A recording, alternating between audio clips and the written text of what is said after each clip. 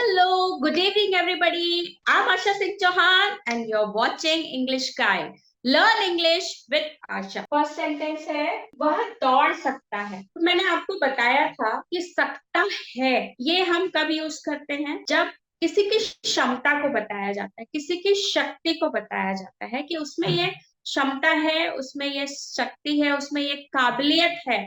तो उस समय हम सकता है जिस सेंटेंस में आ रहा है तो वहां पर हम कैन का यूज कर। ठीक है, तो यहाँ पर क्या सेंटेंस है, वह दौड़ सकता है। ठीक है, तो यहाँ पर ही कैन रन, यस। फिर उसके बाद कल मैं स्कूल नहीं जा सकता था। कल मैं स्कूल नहीं जा सकता था। अब देखो, मैंने आपको बताया था सकता था, है ना, सके थे या सकी थी, इस तरह का आ रहा है अगर सेंटेंस के लास्ट में, तो वहां पर हम कुड लगाएंगे। ठीक है, अब यहाँ पर जैसे कल मैं स्कूल नहीं जा सकता था, तो आई couldn't या I could not भी हो सकता है। I couldn't go to school yesterday. I couldn't go to school yesterday. यहाँ पर ये उसकी क्या है, क्षमता है। यहाँ पर सकता हूँ आ रहा है। ठीक है, तो आपको समझ में आना चाहिए यहाँ पर क्या आएगा, कैन आएगा, है ना। आई मैं के लिए आई, फिर can speak English, I can speak English. इसका स्ट्रक्चर मैं ऑलरेडी बता चुकी हूँ कि सब्जेक्ट, फिर कैन, फिर first form of verb and object. ठीक है, तो इसी तरह से बनाना, सब्जेक्ट आई, फिर उसके बाद can, first form of verb speak, object क्या है, English. I can speak English. उसके बाद फोर्थ है वह शायद ही अंग्रेजी पढ़ सकता है। अब यहाँ पर आपको क्या ध्यान रखना है कि सकता है जरूर आ रहा है, लेकिन यहाँ पर आपको शायद ही, इस पे भी ध्यान देना है ना। मैंने आपको क्या बताया था कि जहां पर बहुत कम संभावना होती है, ठीक है, किसी भी चीज के होने की बहुत कम संभावना होती है, उसके लिए हम क्या लगाते हैं, माइट लगा। शायद ही मतलब यहाँ पर बहुत कम संभावना है, शायद ही बोल रहे हो आप, मतलब लगभग नहीं, है ना।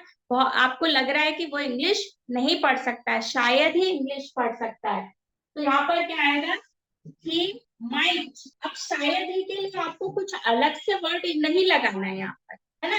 शायद ही बोल रहे हो, उसका मतलब क्या है कि बहुत कम संभावना है, तो उसके लिए हम माइट लगाते हैं। He might read English, he might read English. तो इससे ये समझ में आता है कि इसकी वो इंग्लिश पढ़ पाता है, इसकी बहुत कम संभावना है। तो ही माइट रीड इंग्लिश। तुम्हें अवश्य समय पर दवा लेनी चाहिए। अब मैंने आपको बताया था कि चाहिए के लिए हम क्या क्या यूज कर सकते हैं। चाहिए के लिए हम शुड यूज कर सकते हैं, चाहिए के लिए हम मस्ट यूज कर सकते हैं, चाहिए के लिए हम ought to यूज कर सकते हैं। ठीक है, अब यहाँ पर आपको ये सोचना है कि वहां पर क्या सही होगा, वहां मस्ट लगेगा कि ought to लगेगा कि शुड लगेगा। ठीक है, अब मैंने आपको क्या बताया था कि हम शुड कब लगाते हैं, जब हम कोई बात जनरली बोल रहे हैं कि हमें ऐसा करना चाहिए, ठीक है, या तुम्हें ऐसा करना चाहिए, उससे ऐसा करना चाहिए, तो वहां पर हम शुड लगा। ठीक है, अब वही बात हम निश्चित तौर पर कहते हैं, अवश्य ये काम आपको अवश्य करना चाहिए, तो वहां पर हम मस्ट लगा। ठीक है, और ought to हम कहाँ पर लगाते हैं, ought to हम वहां पर लगाते हैं जहां पर वो हमारा नैतिक कर्तव्य होता है, उसको बताने के लिए हम ought to लगाते हैं। ठीक है, कि जैसे हम बोल रहे हैं कि